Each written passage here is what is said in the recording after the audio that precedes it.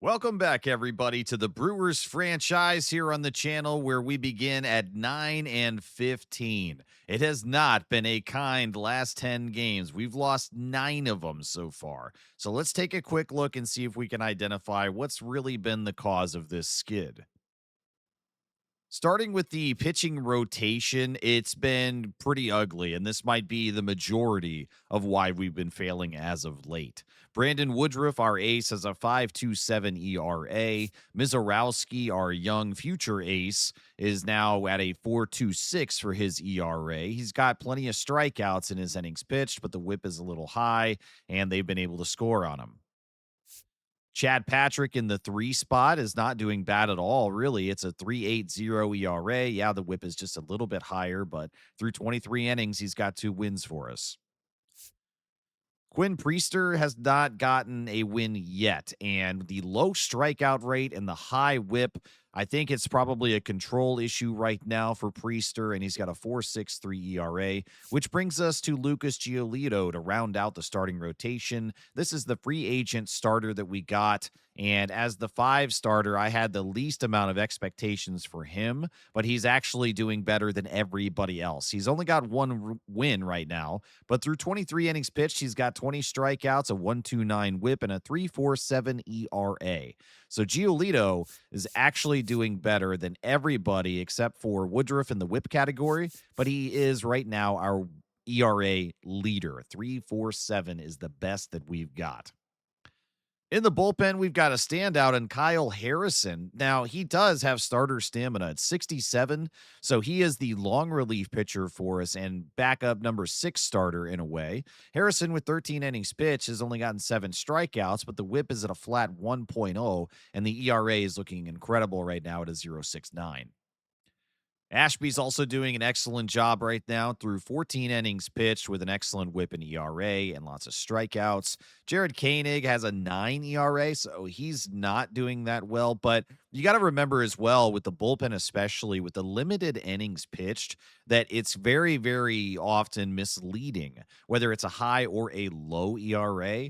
Now, the low ERA you can still take as a true number, but when you're comparing like Kyle Harrison through 13 versus Jared Koenig, also 13 innings pitched, but with a 9 ERA, the difference could have been one game. If they score 3 or 4 on one of these guys, that'll ruin the ERA. So he may not be doing bad overall. I'd have to look into the deep dive on the stats, but as of right now, I know the sticker shock of a 9 ERA is probably there. DL Hall, not much better at a 7.50 over 12 innings. And Kopech, our other free agency acquisition here for the Pen, not doing stellar either through 11 innings with a 5.56 ERA and the whip up over 2. Abner Uribe is holding strong there in the first setup spot for us, and I think that he's going to be our future closer as well. That's kind of what I've got him eyed for. Rob Zastrizny, I'm not sure how to possibly say that. It could be Yestrizny. It could be something different entirely. I'm not sure, but that's how my brain is interpreting those letters put together in that way. He's doing just fine with a 3.12 ERA over 8 innings pitched. Again, it's been very limited, but so far so good with him. And McGill is also doing just fine. 5 saves, no holds registered, but 8 innings pitched, a 7 for the strikeouts, and a 2.25 ERA with a 0.75 whip. McGill's been holding down our closing position pretty nicely. So it's a mixed bag from the mound. How about the lineup? How are they performing? Well, versus righties, Terang is averaging 261. He's driven in 6 runs so far, and he's just under 100 at-bats. He's doing just fine. I would, of course, like to see a little bit more power, and especially versus righties. It's a 60 rating, but only 1 home run through 92 at-bats is lower than what I would expect that to be. Christian Yelich in the 2 spot is absolutely mashing with a 381 average, 11 runs driven in, and 5 home runs put over the wall through only 63 at-bats. He's on a tear right now, and that's awesome. Contreras is also doing really well in the 3 spot for us against righties at least. He's averaging 269 with 20 RBIs and 5 home runs. So putting Terang and Yelich above him in the lineup, I think, is doing really nice. He's got a 90 clutch rating, so I like that a lot. Jackson Chourio is really struggling right now with the 146 average over 89 at-bats, so it's been a very, very cold start for him. Andrew Vaughn, our first baseman with 91 at-bats, is only averaging 187. So 4 and 5 right now are the weakest spots. Sal Frelick in the 6th spot is averaging 276 over 87 at-bats. No worries there at all. Jake Bauers with a 292 average as well. Joey Ortiz, 247 he's batting. And David Hamilton in the 9 spot, he's averaging a very low 183. But I think that overall the lineup has, for the most part, been performing just fine. So we're just not winning, I think, the matchups that we should be winning right now. And some key underperformances by a certain amount of guys is probably just lending to this skid. But in the last 10, we are 1 and 9. Let's see if we can change that today. We're going to move forward here. Again, trying to cover a lot of ground in the first year, especially of this franchise. We ended the last episode nearing the end of April, and I'd like to, if we can, get through a decent portion of May today as well. So we'll move forward now with Giolito taking the mound versus the Pirates and Braxton Ashcraft. And it's a situation, Giolito, actually, as we just highlighted that he was doing the best out of the rotation. We are here in the top of the 8th with a 2-run lead, and he's gone through 7 extremely strong innings so far. 2 hits allowed, 4 walks, and 6 strikeouts. They're intending to leave Giolito in, so let's see if we can help him out. All right, so Giolito has gone incredibly far in this game. 75 pitches, and he's gone through 7 complete shutout innings to this point. With only 2 hits allowed, I mean, he seems to have really been dominating Off the plate, the ball Pittsburgh 1. Pirates. It's funny that the first episode matchup here that we have is the former team that I just took to the World Series. So, pretty cool. But with a man on third, it's going to be a big challenge here to stop the runs from coming through. We're going to go circle change low. That's really good. We get Rodriguez to go after it, but he stays alive off of the foul tip. Let's go fastball high. 2-2. Dead center meatball miss. Wow. Luckily, Rodriguez couldn't do anything with it. We'll go slider, and I'll try to take this low and inside. Yeah, backs him up. He doesn't go after it. All right, we're going to bear down already here with a circle change. I can't aim it that low. And he swings and misses. It's on the outside edge. Nice way to bounce back from what I guess is a triple. That's strikeout number 7 for Giolito. Still plenty of energy. The confidence is dipping, and I feel like that's most likely just a consistency issue now after 80-plus pitches. If you're not able to hit your zones, then, yeah, it's going to be a little bit more worrying. But we go up 2-0, or 0-2, rather, on Tyler Callahan. And we'll do another circle change. And that's grounded. It is foul down the third base line, so that runner is going to have to go back and reset. Let's do a 12-6 curve, aiming outside on the 0-2, and it's grounded. That will end up scoring the run, though. So the Pirates finally get on the board here in the 8th inning with 2 outs, and I think that's going to be it. It is. They're going to put in Rob's, hang on, pronunciation. Strizny. Okay. Oh, man, we couldn't get out of the game. Bottom of the 9th with 2 outs. Montgomery on the mound. Ortiz with 2 outs. Trying to walk this thing off. Yeah, we got to try. All right, Joey Ortiz versus Mason Montgomery. Tie ball game, bottom of the 9th with 2 outs. Man on third. Swinging at 100, and we miss it. That's also well above the zone. Ortiz has a smaller strike zone. Definitely something to keep in mind. And I feel like I've got to look every single at-bat to visually be like, okay, this guy's zone is here. It's more important than ever now that we have the ABS system. And again, I'm just really, really poor pitch selection to swing on. Wow. All right, Montgomery gets out of that, and we're seeing extras. And we're in the top of the 10th immediately with 1 out, and the lineup turns over for Pittsburgh. It is Jared Triolo leading off. McGill trying to hang on to this. We've got our closer in. This is a very important situation. And fouled away to bring us to an 0-2 count. And it's time to bring that knuckle curve out. Lots of movement on that as Triolo swings right underneath it. And that's 2 outs now for McGill. It's the password, Justixon Garcia. It's fouled away into right. He's batting second here and averaging .260 for Pittsburgh. Oh, that's up there. Love to see that guy works out. He's got one of the best names in baseball.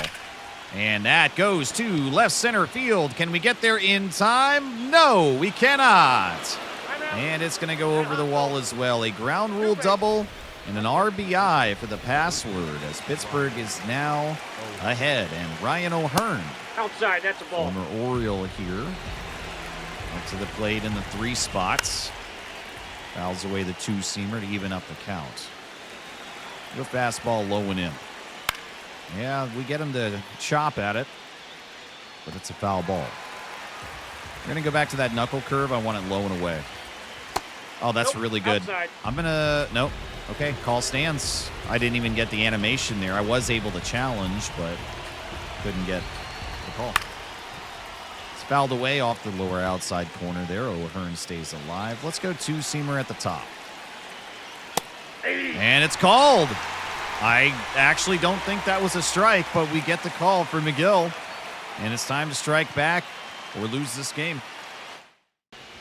We're going to take these at-bats now. It's Dennis Santana on the mound to close this thing out for the Pirates, and David Hamilton on the mound. So I think that I'm absolutely going to be trying a bunt here. Yes, Hamilton gets it down. We ran to third, and he's out at first base. That was very, very close. Hamilton nearly legged it out. So, yeah, the steal attempt brings the third baseman Callahan back, but he's able to field it and throw it well.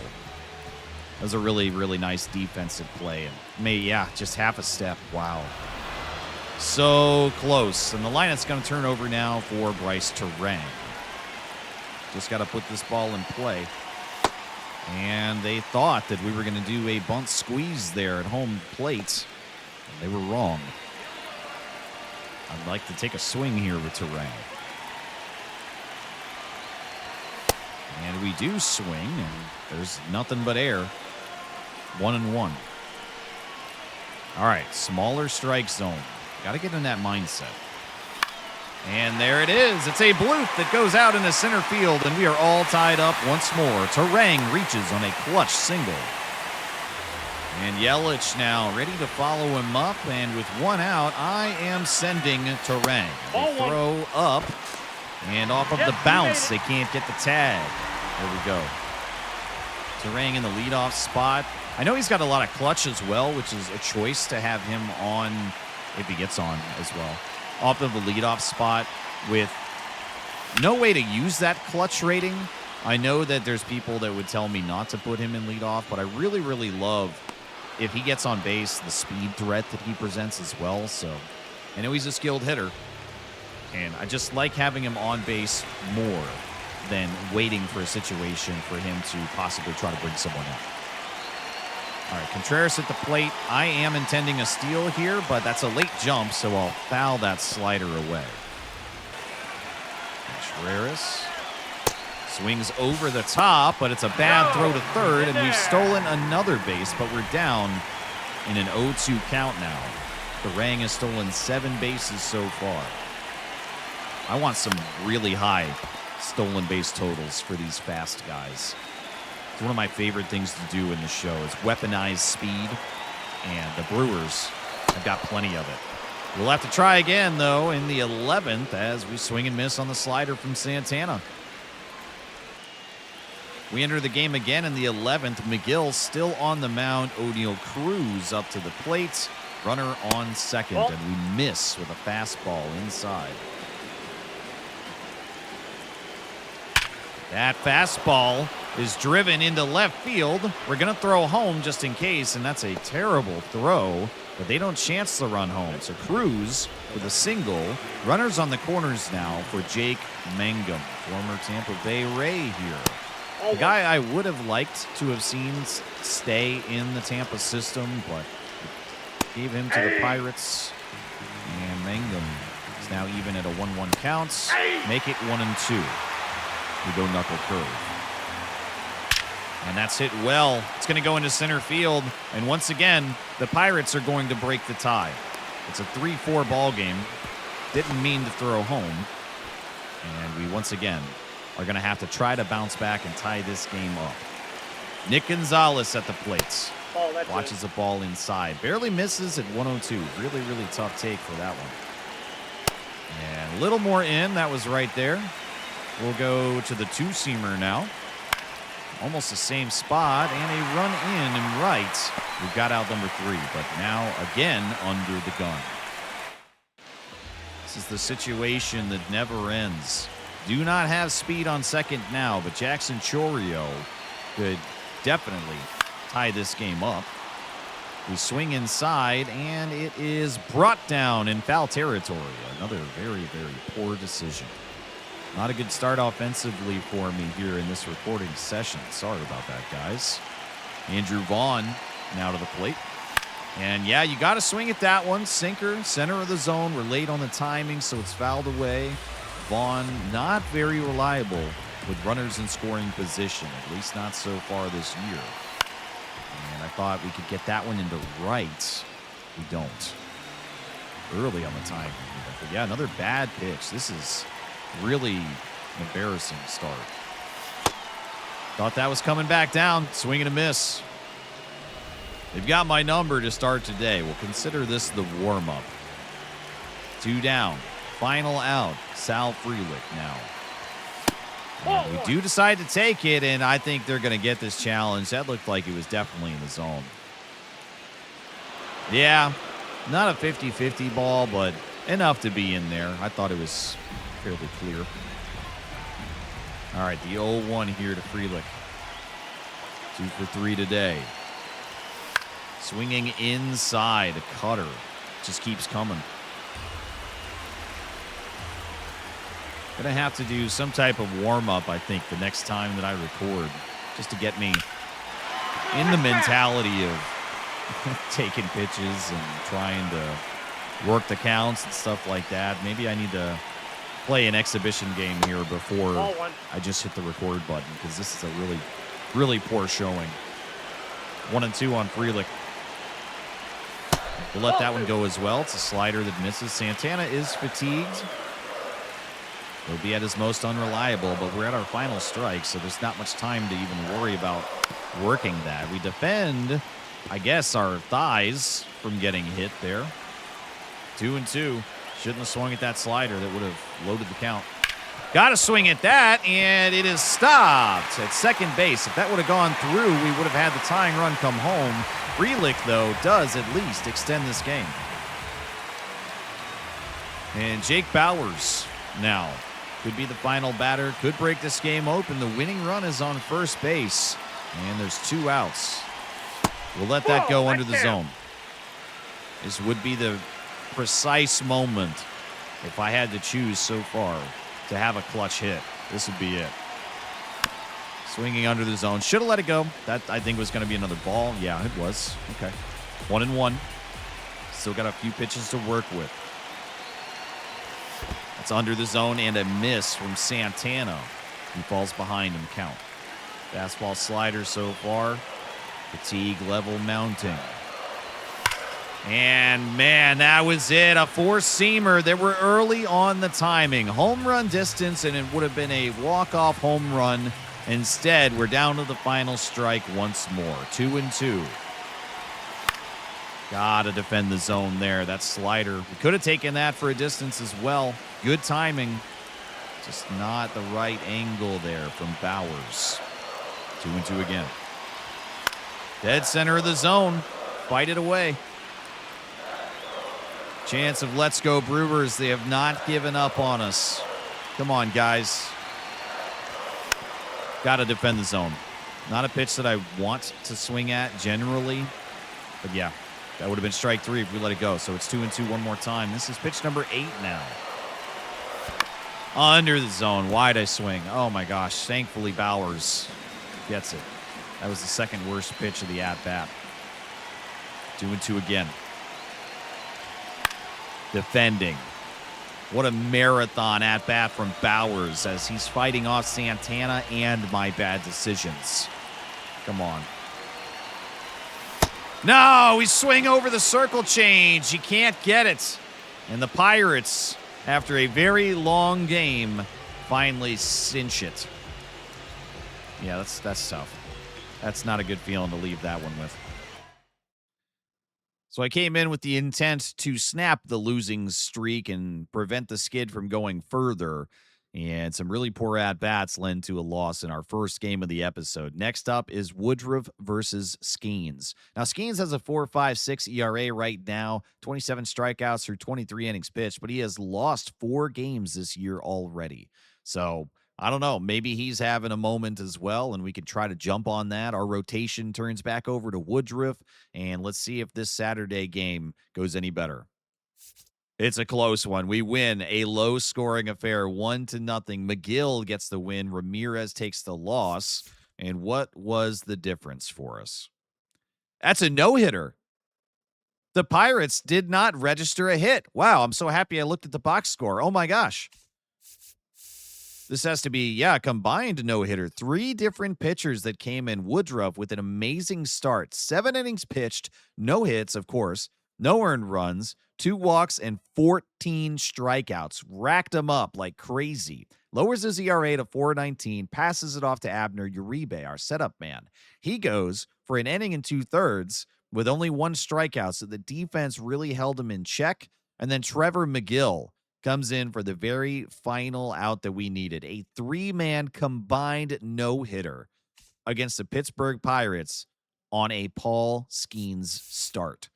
Can you imagine? Wow. What a day. So in week 4 of scouting, I may have found our number 1 pick. This year, we pick at number 25, but in third base, we've got Brian Chang at 19 on the big board. He is most likely going to be gone by the time he gets to us 6 picks later. But if he is still there, I think that he's our number 1 pick. He's got 90 to 95 potential. That is a guaranteed A rating. He's going to be a 61 to 66 overall with incredible contact, vision, and clutch. He's also got a decent amount of speed. He's got a good arm, and he's got hints of power. I don't think he's going to be a 25-plus home run hitter for his whole career, but if he can do 15 to 20, drive in a ton of people with that clutch, if he can get on base against either way, I think that this is a really, really appealing guy right now. And third base is definitely one of the spots where we need help with in the future. He's going to be a very good defender. I would say league average to above league average, most likely, but the starting numbers all are in a really good spot. And I think that this guy could make a big impact for some club, and he probably will. Oh, man, we got a big situation for Kopech. Bases loaded, 1 out. Let's go. This is definitely a checkpoint for Michael Kopech. He's not been doing great, and here now, this is a really big moment. Bases loaded. He was called in a tie ball game right in the middle of it as well. I don't know who was the starter today because I just hit advance and it went to the next one, but I think at this point, very clear that Kopech is being given a golden opportunity, and we've just got to get him across the line here. Swing and a miss from Gonzalez, and we've got our first out. Now, any other out will get him out of this situation. Really, really, really clutch strikeout there. And now Joey Bart watches a fastball miss well high. And crosses the plate at 98 to get across. We'll go Cutter low and in. That crosses the plate as well. It's a big miss. But we are down to a 1-2 count. We're going to bear down for the slider. Got him swinging. We get Kopech out of a bases-loaded jam to keep this game tied.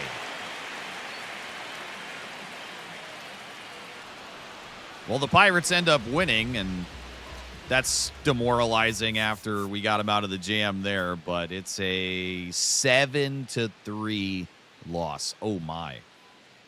All right, well, we only mustered 4 hits. We did 5 walks, though, so, I mean, We had some traffic on the bases. Yelich and Bowers with home runs today. Mizorowski was the one that was starting today, and it was just not a great outing for him. Again, 4 1/3, 7 hits, 2 earned runs, 2 walks, 4 strikeouts. Kopech, we saw get out of that situation, and that's the 2 outs that he registered. So it looks like they kept him in for the 6th inning, and he then gives up 3 and 2 hits as well without getting another out. DL Hall is called in to replace him. He goes 2 innings, and that's very clean. Nice to see that from him. Harrison then gives up 2 more, but the nail is already in the coffin. And Jared Koenig comes in and gets our last 2 outs. Just really abysmal there from Kopech and Harrison.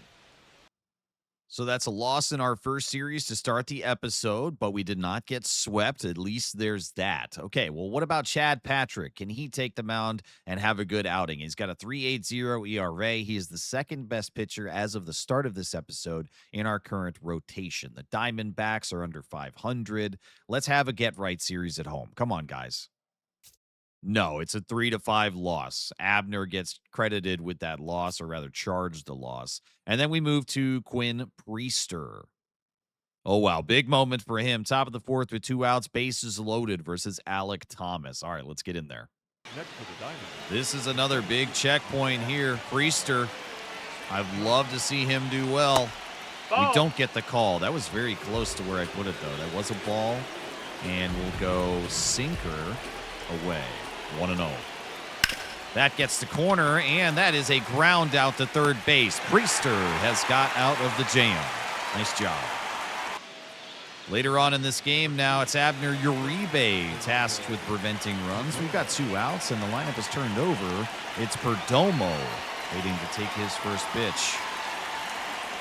And it's a sinker, low and inside. The 4-seamer high and away. And it goes more away than intended, so it's ball 1. Go back to the 4-seamer. Bottom of the zone, swings and misses, and then we're going to go slider. That goes to left field, and it's misplayed. Oh, my goodness. That was one of the ugliest defensive plays you will ever see me do. Oh, my gosh. Thought that we had the line on it, and boy, was I wrong. Wow. Bush League mistake there. Now we just try to get out of the inning here. The disaster has already happened. There's nothing to do but accept it.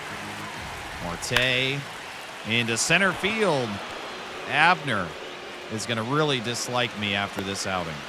Oh, boy. Okay, it's a 5-3 ball game as I'm doing a little bit of self-sabotage this episode. Maybe that's the theme. You guys are going to see me go down. I'm the weakness in the team right now. 2 strikes on Corbin Carroll, and we're going to go back to the sinker low and away. Under the zone, but he's able to snag it. He stays alive. 4-seamer above the zone. No chase. All right, 4-seamer high and in. Just goes in a little bit, not high at all. What about a sinker low and in? 1-2. Yeah. And that goes just directly to shortstop. We've got him. But what a disaster. Oh, we might have a chance to make up for it. Okay. Still the 7th inning, but it's our turn now. Men on the corners with 2 outs for Andrew Vaughn. Okay, we might be able to tie this up. We'll let it go. Won't say that I've learned my lesson, but it's at least 1 pitch taken that I can be proud of now. Ginkel, 1-0 with 2 outs. That's a center of the zone fastball, which we've got to go around on. Timing was even good, slightly late maybe. 1-1. That's a slider. Ooh, man. Close one, but I held back. It's 2 good pitches taken. We're ahead in the count. All right, had to go after that 4-seamer. I know it's inside, not a pitch I like, but I think that with that catch in the zone so much, you just got to swing. That's another one. Catches far too much. Ginkel just may not have the control right now. I don't think you would intend 3 fastballs in the zone in this situation. Defending the top, and we just swing right through it. That's it. We'll strand 2.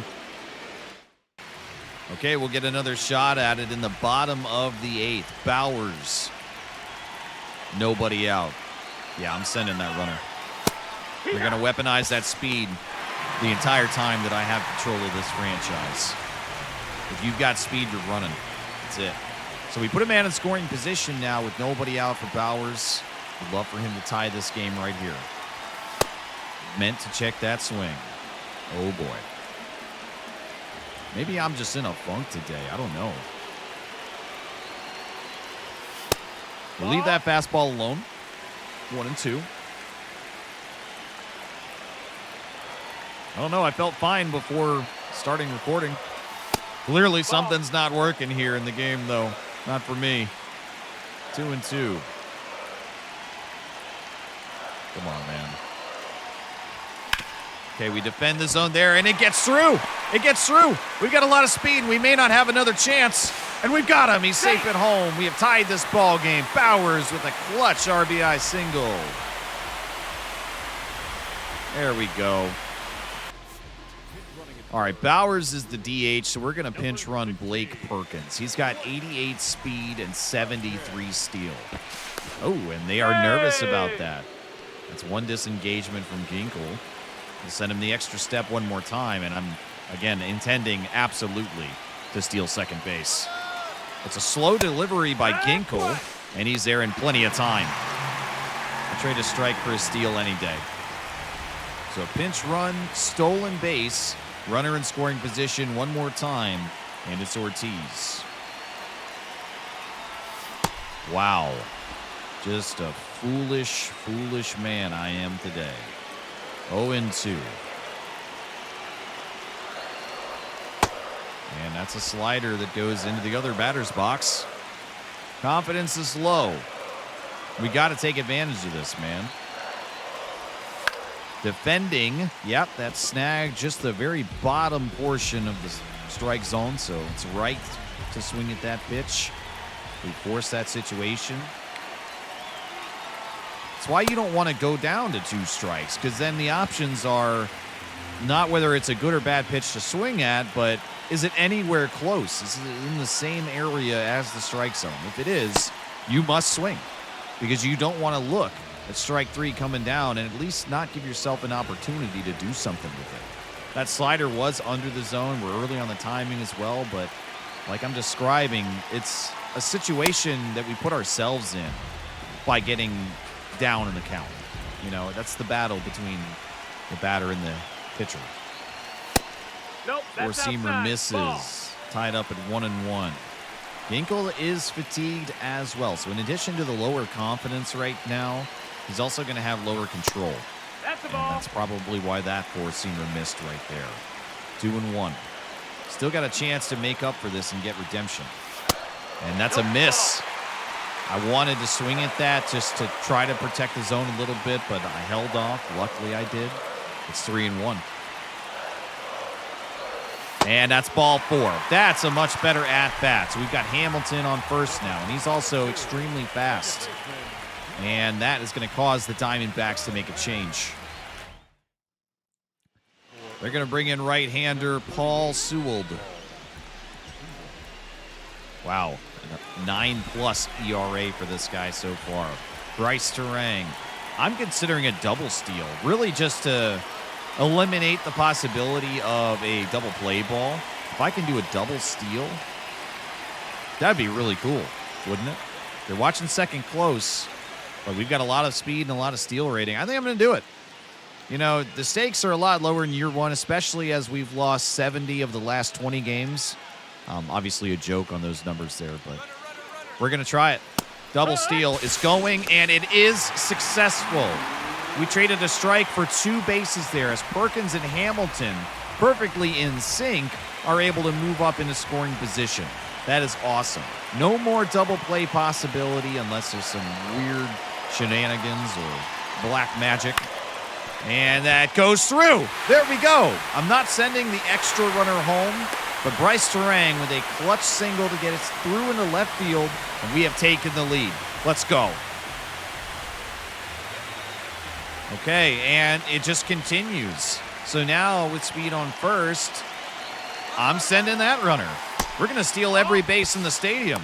And he's there. That's amazing. And now they're going to intentionally walk him. They're going to load the bases. Wow, this is incredible. It's William Contreras. What a moment for him if he could come through big now. There is a double play possibility, so Arizona probably will not elevate this ball. They're probably going to seek a ground out here. But if we can put together a good at-bat, we could change the course of this ball game even further. Man, I saw the fastball elevated like I said they wouldn't do, and I got excited. And we just swing and miss. Too late on it. 0-1. Okay, that goes into right field, and it will be deep enough to advance the runner. We're sending him home, and he is there. Safe on the slide, and it's a 2-run lead now. Jackson Chourio steps to the plate. And the 2 outs. I'm going to do another double steal. You know what? We're already up by 2 now. That's a slow pitch coming in. Bad throw, and we've stolen another 2 bases in the inning. This is crazy. That's probably my favorite way to play, and it's another intentional walk from the Diamondbacks. Chourio to first. So they're going to opt for Andrew Vaughn. Let me see if there's anybody that I want to try to sub him with. Can anybody else play first base? First of all, no. Sanchez, Mitchell, and Rengifo are the only guys left on the bench to be utilized, and none of them can play first base. So I don't think I can sacrifice Andrew Vaughn in this situation. So it's going to have to be him with 2 outs and the bases loaded. If we want anything else to happen, it happens now.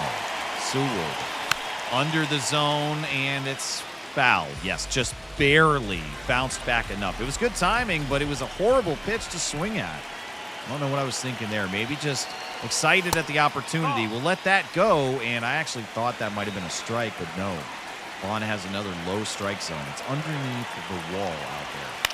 That's visually what I have to do. Is like, is it halfway up the wall? Is it to the top of it? You know, out there in center field I'm talking about, that is. This is at the bottom of the wall.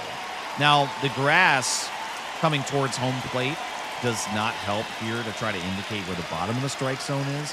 That's always a weakness for me anyways, but at least I've got a solid line of where the top of the strike zone is for Vaughn. And we defend that sweeper. Trying to punch us out there. Not far enough for a chase as we were able to get Lumber on. 1-2 again. Above the zone. Now, that wasn't even close, but when it is closer to the wall up there, like I'm saying, that's a visual key for me of, okay, don't swing if it's above that area. Makes it just a little bit easier. Vaughn gets through. It's a line drive into center field. We'll send the second run home, and it's now a 9-5 ball game. What a way to take a victory. And that's another change for the Diamondbacks. Lots of manager involvement here.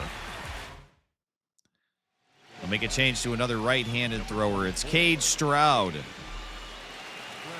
I don't think they wanted to use him this game. There's 2 on now. 90 speed at second base, so anything in play out of the infield will score him, but 55 stealing means I am not attempting another stolen base type of play. That's a miss. Low and in to Frelick. And that strike zone's even lower than the wall, just above the dirt there. Wow. The swing at that cutter, that is well under the zone. No visual thing to help me out there. 1-1. Wow, another one in the dirt. Even lower, I think, and we swing at it. That cutter, that's brutal. That comes in so fast. Wow. Should be 3-0. Instead, it's 1-2. We're down to the final strike with Frelick. And just trying to defend against that sinker there. Not swinging for quality. But now, again, that situation I spoke of that we put ourselves into. If it's close, we've got to defend. And Frelick, center of the zone. It had to have been a miss from Stroud, but Frelick's underneath it, pops it up next to home plate, and the situation is done. But, wow, we really piled on there for a redemption moment in the 8th inning. And the Brewers win. Finally, we come in and give the guys a lift, and we've got a positive result. There we go. That's definitely a win to feel good about. Kopech actually ends up taking home the W, and it's a 9-6 result there. As we guarantee we're not being swept again. I'd like to take the series, though. It's about time. We're due, guys. It's been 2.5 weeks since we've won a baseball game series. So Giolito versus Michael Soroka. And yes, we've got him, a 4-3 win. Abner Uribe picking up the W there, and Paul Sewald, who we just saw in the last situation, takes the loss. So that's a series win, and we start the month of May in a positive direction. Let's keep this thing going. Brandon Woodruff versus Cade Cavalli. And it's a 5-1 win. There we go. Pitching held very strong, and the offense was there. Let's keep this thing going for Mizorowski. We cannot. The Washington Nationals bounce back and win 2-3. Okay, so we might have actually discovered something really good in this week of scouting. I switched our discovery guy from doing pitchers internationally to infield international, and we've got first baseman Mario Vasquez. He's got up to a 98 potential right now. He's a first baseman that could come in between 40 and 73 for his overall, but he is a top-of-the-line defender. He's got 4 stats right now, again, with no scouting yet, but 4 stats that have the possibility in the future of all being 99s. All of his reaction times look incredible. He's got very limited power, but he could be a contact and clutch king at first base. So this is really, really appealing, and what a find, potentially.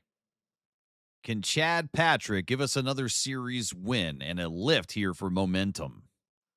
Oh, man, I don't know about Patrick, but Abner Uribe with the bases loaded is in a desperate situation right now. We're in the bottom of the 6th, bases loaded with 2 outs for Uribe. He was just called in here. He's only thrown 4 pitches, and that's a swing and a miss off of the sinker to begin. We'll then go 4-seamer high and in. Way too high. Abner loses control of it. We'll go back to the 4-seamer inside, not quite as elevated. I'm going to challenge that. That's called for a ball. I think it skimmed the inside. I don't even know how many challenges we have left. Yes, we've got it by a pixel. The count overturns, and it's 1-2. I can't bear down yet. We haven't built up enough of that meter, but I am going to go for a slider low and away. Swings and misses. Abner strands 3 of them. Let's go. And that's a Milwaukee Brewers win. 2 series in a row. Okay, this could be the start of the turnaround for real now. Wow, we definitely go on a run now. So that's 5 out of the last 6 games, 3 series in a row, and we also have swept the St. Louis Cardinals. Next up is a tougher challenge as we try to claw back our way above 500. We're currently 17-19. Mizorowski getting the start here against the New York Yankees. And it's a win, 4-3. Wow, 5 games in a row now, you guys. McGill gets the win there. His ERA is down to a 1.62. Next up is Patrick versus Weathers. And that's a close one, but it is a loss. They snap our win streak. Patrick takes the L, but it's a hard-fought battle as we end up losing 6-7. All right, it's game 3 against the Yankees. Ashby with a bases-loaded situation. We got to stop meeting like this. Maybe not Ashby specifically with that comment, but every situation it feels like has been a bases-loaded one. So it's been a lot of pressure, obviously, for these guys, but for B to try to come in, especially on a day where somehow I just don't feel like I'm getting the proper results. But we're quickly up 0-2 against Jazz Chisholm, man. We're going to try to bear down on a slider. Fouled away. He takes his first hack at it. All right, well, what about a sinker? Let's keep it low and in. Under the zone, Chisholm able to stay alive off of soft contact. All right, we'll go circle change low and inside then. That goes way too far inside. What about a circle change low and outside? That's better and close, although it doesn't go where I want. So we'll go back to the slider now, 2-2. Swings and misses. He chases outside the zone, and it's popped up high into left field, and that's another 3 base runners down. Nice job. All right, well, what about a bases-loaded situation of our own? Jackson Chourio at the plate with 1 out and 3 men on. We could break this game open now and stop this tie nonsense. Chourio swinging at the first pitch, and it's fouled away. We're late on a fastball. Wow, that's pitch number 5 for him. He really does not lean on that four-seamer. Yarborough. And that's hit well. Yes, it goes through into center field. We're going to send the extra run home, and he's going to make it there in plenty of time. It's a 5-3 ball game. Chourio picks up 2 RBIs.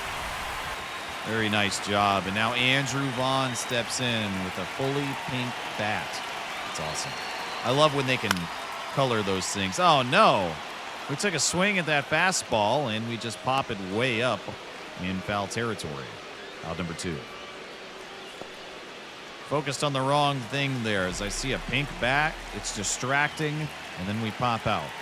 Sal Frelick now, who is averaging .316. What a surge he's been having. That cutter comes in, and that's strike number 1. Yarborough doesn't have too much energy left as it looks like it's been a pitching battle here. That'll go into right field, and it is brought down into the glove, but we do score 2. And that's a Brewers win. There you go, guys.